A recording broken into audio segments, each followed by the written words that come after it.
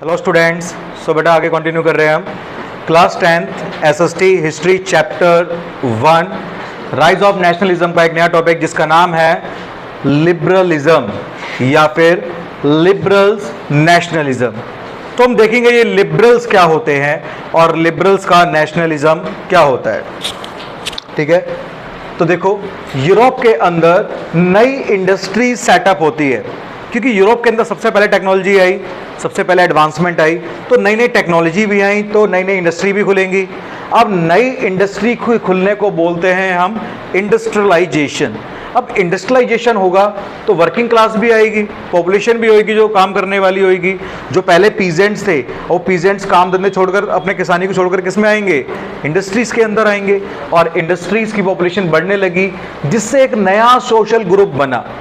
अब जो वर्कर्स थे ना तो पीजेंट्स की तरह बहुत दुखी थे, कमजोर थे, गरीब थे और ना ही एरिस्टोक्रेट्स की तरह अमीर थे। It means they are between, तो इनको नाम दिया गया लिबरल मिडिल क्लास। तो यहां पे बात लिखी है other than aristocrats and peasants. इसका मतलब कि पहले यूरोप की सोसाइटी में सिर्फ दो ही तरह के लोग थे, या तो एरिस्टोक्रेट्स या पीजेंट्स, लेकिन अब एक तीसरा ग्रुप भी आ चुका था जिसका नाम था मिडिल क्लास या लिबरल्स कहते हैं इनको। और इंडस्ट्रियलिस्ट, बिजनेसमैन, प्रोफेशनल्स इसके पार्ट थे। अब जब ये पावरफुल हुए, थोड़ा बहुत इनके पास पैसा आया, मजबूती आई, तो इन्होंने डिमांड करना चालू कर दिया कि भाई हमें तो लिबर्टी चाहिए। लिबर्टी मतलब आज़ादी चाहिए, और आज़ादी चाहिए, आज़ादी के साथ हमें राइट्स भी चाहिए। आज़ादी किससे चाहिए? मोनार्क से, राजाओं से आज़ादी चाहिए। और राजाओं से आज़ादी के साथ साथ हमें राइट टू वोट भी चाहिए, क्योंकि राजाओं को हटाएंगे तो हमें नए राजाओं को चुनने के लिए, अपनी गवर्नमेंट को चुनने के लिए वोट चाहिए, सफ्रेज। यहां पे ध्यान रखना, सफ्रेज का मतलब होता है राइट टू वोट। अब इन्होंने एक मूवमेंट स्टार्ट करा जिसका नाम था लिबरलिज्म।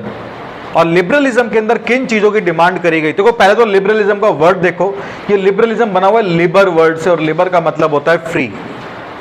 कई बार ऐसा भी हुआ है बोर्ड के अंदर कि 1 मार्क का क्वेश्चन यही आ गया कि लिबर का मीनिंग क्या है। तो लिबर से बहुत सारे शब्द बने हैं, जैसे कि लिबर्टी, लिबर्टी मतलब आज़ादी, आज़ादी मतलब फ्री, फ्री मतलब लिबर, ऐसे भी जोड़ सकते हो। तो freedom of individual and equality of all people before law. तो मिडिल क्लास का कहना था कि लिबरलिज्म का मतलब है कि फ्रीडम ऑफ इंडिविजुअल, एक व्यक्ति पूरी तरह से स्वतंत्र होना चाहिए और कानून के समक्ष, कानून के सामने सभी लोग इक्वल होने चाहिए, बराबर होने चाहिए। ऐसा नहीं कि कानून की नज़र में एक को तुम बेनिफिट दो और दूसरे को तुम ज़्यादा पनिशमेंट दो। पॉलिटिकली, तो राजनीतिक रूप से, पॉलिटिकल रूप से इसका मतलब था गवर्नमेंट बाय कंसेंट, मतलब गवर्नमेंट बनेगी हमारी स्वीकृति से, हमारी परमिशन से। तो गवर्नमेंट बाय कंसेंट, जैसे हमारी डेमोक्रेसी है, government of the people, for the people, by the people, similar as they want a government but they are not democrats. Why they are not democrat? क्योंकि ये बोल रहे हैं गवर्नमेंट बने सिर्फ लिबरल्स की, ना कि कंजर्वेटिव्स की, ना पीजेंट्स की और ना ही एरिस्टोक्रेट्स की। Government must be belong to only liberals, so they are not democrats. तो कंफ्यूज मत हो जाना कि ये तो डेमोक्रेसी चाहते हैं। भाई नहीं, डेमोक्रेसी नहीं चाहते, लेकिन पार्लियामेंट चाहते हैं। ये पार्लियामेंट चाहते हैं कि पार्लियामेंट बने, एक कॉन्स्टिट्यूशन भी हो और हम लोग लिबरल्स लोग अपने रिप्रेजेंटेटिव्स भी चुने, लेकिन हम डेमोक्रेट्स नहीं है। आई होप समझ में आ रहा होगा सब कुछ। ये आगे चलते हैं नेक्स्ट टॉपिक की तरफ, जो है जर्मन कॉन्फेडरेशंस। आज के टाइम पर जो जर्मनी है, पहले वो जर्मनी नहीं था, उसका नाम था जर्मन एम्पायर। और जर्मन एम्पायर के अंदर कोई एक सिंगल कंट्री नहीं थी, कोई एक सिंगल स्टेट का रूल नहीं था, एक इंसान का होल्ड नहीं था। वो बहुत सारे किंगडम्स में, बहुत सारी डकीज के अंदर, कैंटोन्स में बटा हुआ था। और उसके अंदर कितनी थी कॉन्फेडरेशंस? 39। कॉन्फेडरेशंस का मतलब होता है छोटे छोटे स्टेट्स। जस्ट लाइक इंडिया में 28 स्टेट्स हैं, ऐसे यहाँ पर 39 स्टेट्स थे जिनको बोला गया जर्मन कॉन्फेडरेशंस। अब German confederations each having its own currency. अब 39 कॉन्फेडरेशंस हैं, हर किसी की अपनी करेंसी है, हर किसी का अपना वेट, हर किसी का अपना मेजरमेंट। जैसे कि यहाँ पे एक टर्म है एल, ELLEL, इसे एल भी कह सकते हो तुम। तो ये मेजरिंग यूनिट है, ये मेजरिंग यूनिट। और इस मेजरिंग यूनिट का एग्जांपल यहां पे लिया गया था कि 39 कॉन्फेडरेशंस के अंदर हर स्टेट के अंदर इसकी वैल्यू अलग होती थी। किसी पे 55.4 है, किसी पे 55.6 है, और हर कोई मेजरमेंट के लिए अलग यूनिट ले रहा है एल की। ये कपड़े नापने की एक यूनिट है, किसको नापा जाता था इससे? Clothes measuring unit. जैसे हमारे देश के अंदर कपड़े नापने के लिए हम मीटर का इस्तेमाल करते हैं, फुट का इस्तेमाल करते हैं, just like they use to L. अब यहां पर देखो जर्मन कॉन्फेडरेशंस के अंदर दो कॉन्फेडरेशन के एग्जांपल ले रहा हूं, हैम्बर्ग टू न्यूरेमबर्ग। अब हैम्बर्ग से न्यूरेमबर्ग तक जाने में जर्मन कॉन्फेडरेशंस के अंदर किसी भी इंसान को 11 कस्टम बैरियर से पास होना पड़ता था। मतलब 11 बार उसे टैक्स देना पड़ेगा और हर बार 5% टैक्स देना पड़ेगा, और वो भी अलग अलग करेंसी में। दोबारा सुनो, हैम्बर्ग से न्यूरेमबर्ग तक जाने में 11 बार ड्यूटीज लगेंगी, 11 बार टैक्स लगेगा, और हर बार टैक्स एक अलग करेंसी में लगेगा, और हर टैक्स की वैल्यू अबाउट अप्रोक्सीमेटली 5% के आसपास होगी। तो टोटल टैक्स तो 55% हो गया कम से कम।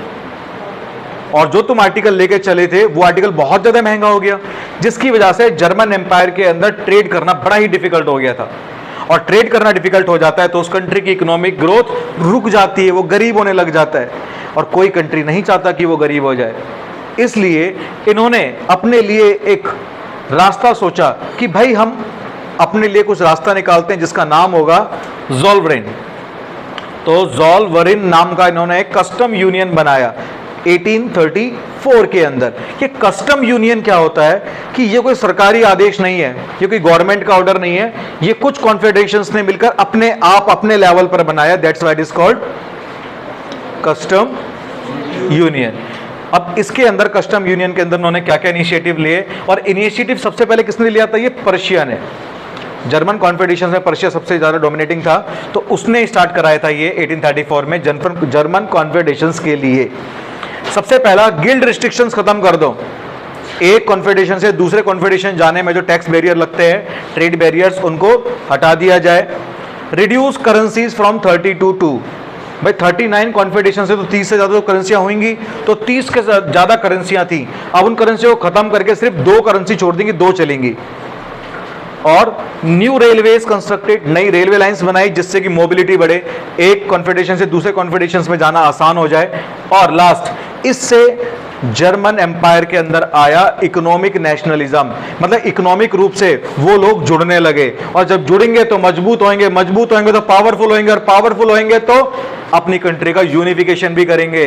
तो यहां हमने जर्मन कॉन्फेडरेशन देखा है, आगे हम दोबारा देखेंगे इसको कि जो 831 डेप्यूटीज हैं, 39 कॉन्फेडरेशन हैं, यहां से बहुत सारे लोग आएंगे और बोलेंगे भाई तुम पावरफुल हैं, क्यों ना इन राजाओं को हटाकर अपनी खुद की गवर्नमेंट बनाए। वो होगा हमारा जर्मन यूनिफिकेशन। सो देखेंगे उसको नेक्स्ट वीडियो में। Thank you.